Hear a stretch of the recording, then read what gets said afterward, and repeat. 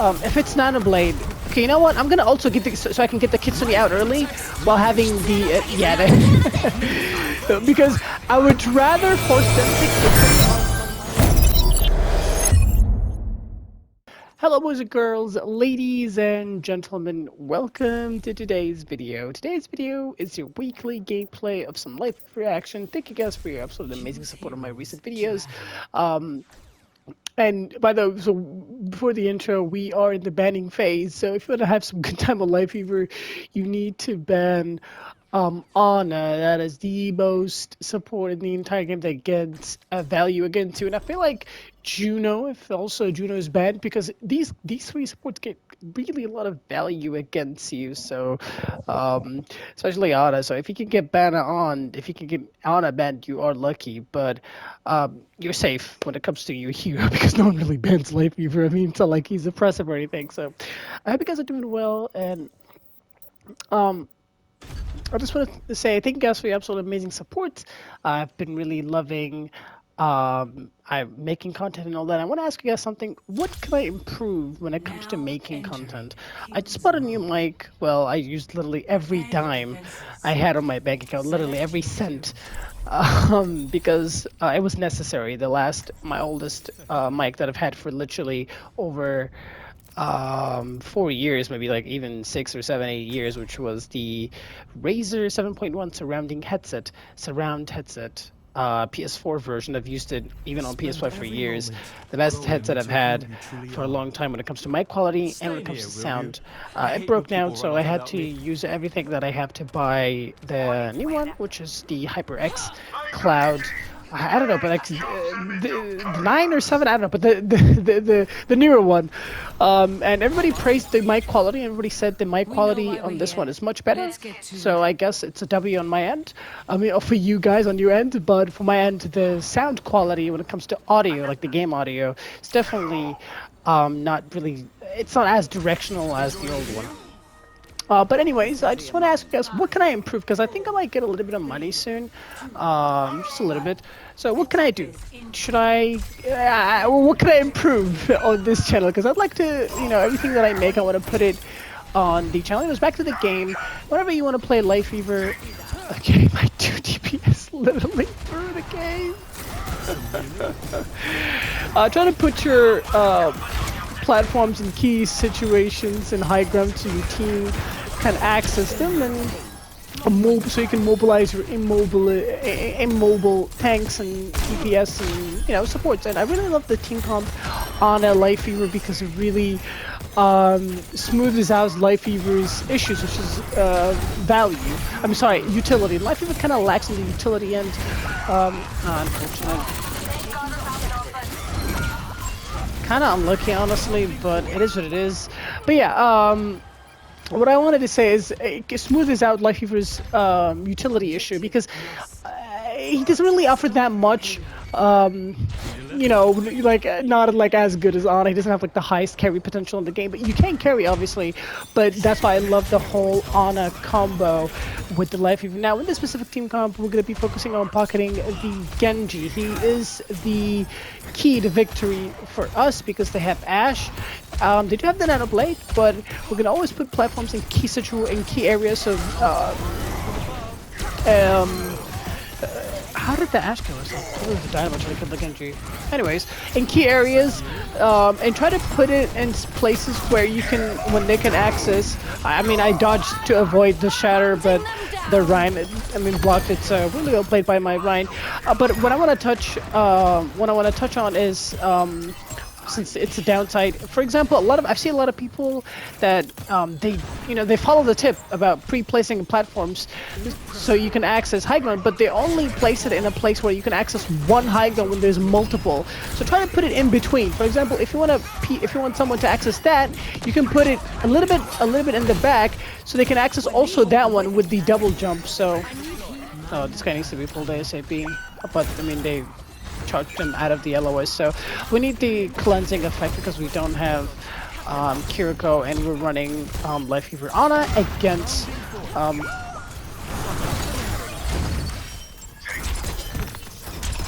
against an Ana, so the cleanse will definitely come in clutch. gives us also another way to use our pull. So yeah, I mean, that's what I say. That's what I mean, because you can put your platforms in key high ground places where you can access multiple high grounds, because also if people use their the super jump, they can access multiple spots. So that's my idea. I'm going to show you guys, for example, what I mean. Obviously, I didn't really heal him fast enough because, you know, he just peeked it. My heals is literally on the way. For example, if I want to put a platform to access, there's like 1, 2, 3 high ground, key high ground situations that you can, I mean, spots that you can, that you can put a platform that your team can access. We're gonna treat this, and don't put a platform where you can only. I mean, yeah, that's. Oh no, follows.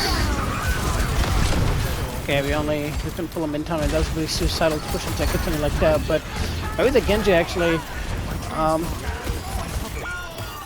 Okay, never mind. It's a reset. Oh my god. Oh, the Ana is popping, bruh. Unfortunately, but yeah, don't try to place your platform in a place where you can access one high ground when there's multiple around it. So put it in the middle so they can access multiple.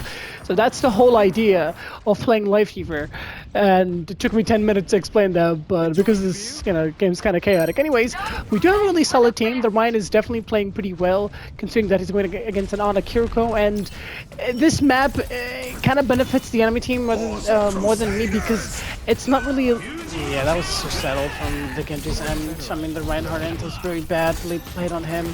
At least the blade kind of got neglected, but it doesn't matter because the Genji also lost the duel on the backline, so this will be fine.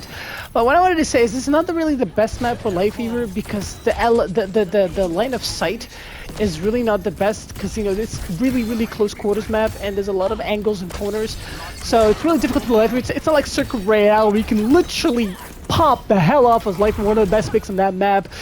So, and this is more of an Ana, Moira, Kiriko type of game, because a lot of flank routes and stuff like that. So this is the best LOS for me. Let's put a. I'm gonna take the pull here because I don't want to take that damage, because if he took that charge damage, he'd probably get negated, and odds are he would not survive that. Another shattered block by Reinhardt, really well played. We do have Nano here, so we don't really have to pull to. Never mind. A Nano needs to be used immediately for my Ana, otherwise we're not gonna survive this fight. But okay, we can cleanse. But never mind. I mean, the DPS kind of popped off, so I guess there's that. We kept the Nano, and we have Tree. So, okay. So everybody's holding their own. Let's put a platform here. It literally puts the Ana to anywhere she wants. Here, there, or even like, you know, she can't go there, but here or there with the jump. Oh. Let's choose our perk. I think more healing is kind of needed. Really good pull there. I think she wants to save the Nano for the Genji, and I'm going to use my Tree for the Reinhardt. Reason why, I forgot what I wanted to say, but we have to be ready here. If it's Nano Blade, okay, you know what? I'm going to also get the, so I can get the Kitsune out early while having the, because I would rather force them to Kitsune on my terms rather than on their terms, because when you make the enemy team Kitsune, it puts you in a bad position, especially when you don't expect it. But when you Kitsune, when you force the Kitsune out of them early, when all your team has their abilities before even the fight even began, your team will have some sort of chance to respond to them because they have all their abilities. So that was really well played by us. We kind of traded 1-for-1, and 1-for-1 Tree for Kitsune benefits the Lifeweaver any day, all day, because as you guys know, Kitsune is much better of an ultimate than take that pull. Better than the Tree. Yeah, I remember what I wanted to say. I chose the healing perk as my major because they have a shield, and odds are I'm not gonna get that much damage as doing damaging. So I know there's a Kiriko on my Ana, so I'm ready with my pull if she peeks me. So Yeah, I mean, obviously so far very clean gameplay. I mean, it's really, really, really difficult to commentate and play, but we're actually kind of managing at multitasking. So this platform will access me this, and even that if you do the super jump, and yeah. Okay, now we have to play in the back because there's Monkey, and there's no reason to play on high guns, so we don't have to be afraid of the. Oh well. I think he climbed. Yeah, there's no reason to play on low ground because there's no Rhine. I mean, on high ground anymore because there's no Rhine. Yeah, I mean, this game has been going very smoothly despite how tragically it started, because we knew how to play. And like I said, we didn't even need to enable the game that much because this was like a very tank-heavy, like tank-focused game, and our Rhine blocked literally every shatter in this entire game. I think every shatter, -1 maybe. But he did make some mistakes when he literally overextended and fed his brains out. But other than that, we also played well, and my other support, my is doing a really great job, and the DPS are also pulling their weight. And obviously, it's a very good game, but it could be even better if the map actually helped us. If you guys know what I mean, if you're Lifeweaver, you know what I'm talking about. You need a map that has very good LOS for you without having to play corners, so you can pull whenever comfortably without compromising your position. Preset your platforms for your team. But this map is very close quarters. That's why Moira, Ana, and Kiriko excels, because Kiriko can flank whenever. Ana can chuck nades at chokes, and she can, most of the time, more often than not, she can just catch people on it. Moira Orbs gets a lot of value, and Coalescence gets a lot of value. Shatter gets a lot of it. It's like one of the very rare maps where even Rhine is just quote unquote viable. You know what I mean? So makes my point. But yeah, guys, let me know down in the comment section, what can I do to improve on the channel. And by the way, I make content on PlayStation 5. I do have a PS5, obviously, and I've heard that, I mean, obviously it can handle 120 FPS, but I think, I mean, I upload on 4K quality, like the resolution, on 60 FPS, but I have no idea how to make it 120 FPS. Obviously, I don't have a TV or a monitor that handles 120, but do I need to have a 120 monitor to enable, like, to upload or make content and capture with 120 FPS? I have no idea, honestly. I've googled it, I've looked everywhere, but I just couldn't get any answer. I know that some people said that I need to have a capture card, but what then? Like, I have no idea. But anyways, they switched up their entire team comp to Orisa. Oh my god, they have heavy poke here with, oh my lord, Ashe and Sojourn? Honestly, if my Rhine can actually pop off here, this is one of the best decks I've ever seen in my life, because it's very difficult team comp. Keep in mind, they have an Orisa. How are they losing that? It's either that I have a very nasty DPS diff, or the enemy team is just completely suck. It's one of the two, but it's looking like the latter, because the other DPS is on 4K 0.7 damage in 9 minutes. I'm sorry, I was reading the stats. Let's put a platform over here so we can go high ground here and there.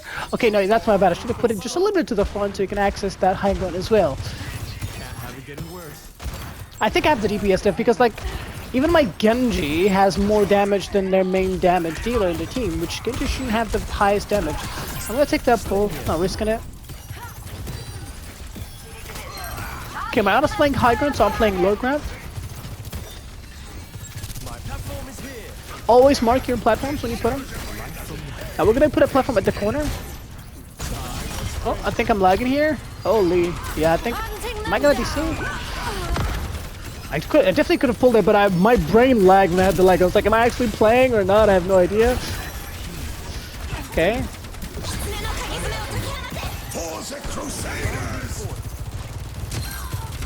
Really great shatter. Definitely tank deck, honestly. I feel like it's just a massive team deck. Or else I don't know. It'll be bad. Not only it'll be bad, but it's against the Lifeweaver is literally present in your face. I'm gonna just lift you up. But yeah, we haven't talked about how Lifeweaver is also kind of good against Orisa, because he kind of messes up the interaction. Now in this round against Orisa, you will always go for the Thorn damage perk, because it really helps against the Orisa. I'm gonna go with the cleanse in case if they go Ana, because somebody switched. They push. We're tree. We'll see what they're gonna do. I think Orisa wants to ult this. I messed it up, unfortunately, but we had our tree preset, so it kind of saved us. So we're good. 1 for 1. My ult for the Orisa's ultimate, I'll take it any day because now we can walk in for free. Honestly, we have nano. Yeah, we only use my ultimate, so I feel like that's definitely justifiable of an ultimate because my ult got value, which is forcing out her ultimate. So, and she needs her ultimate more than I do. Ooh. An error on my Ana's end, unfortunately. Where'd you go?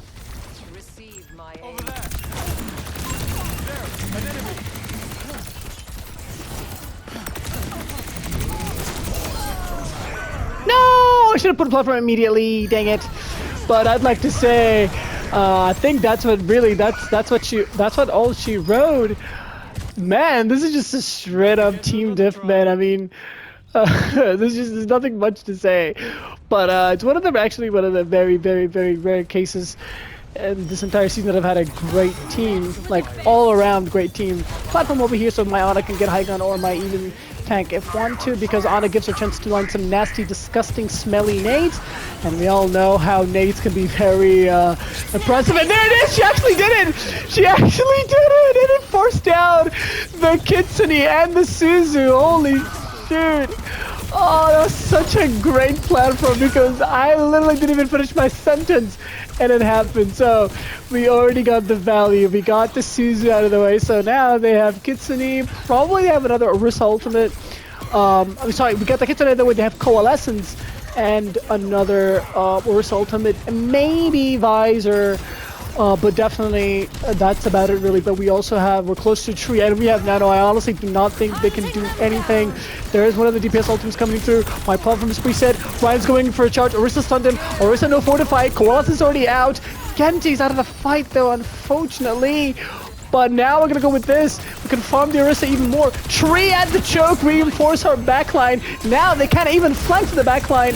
And the only play they had, which is to push our backline, is completely out of the question, at least for now. And we took out the soldier because he couldn't. There's a tree. Such an amazing play by us, and I feel like this is what the Orisa's gonna have her ultimate. We have platform for us. I mean for her. Orisa, you're gonna have to ult too hard if you want to get any chance of winning. Orisa, you're gonna have to ult Orisa, but we have a platform ready. Platform for the Orisa. The ultimate denied, naded, dominated, but it's still not over yet. Holy.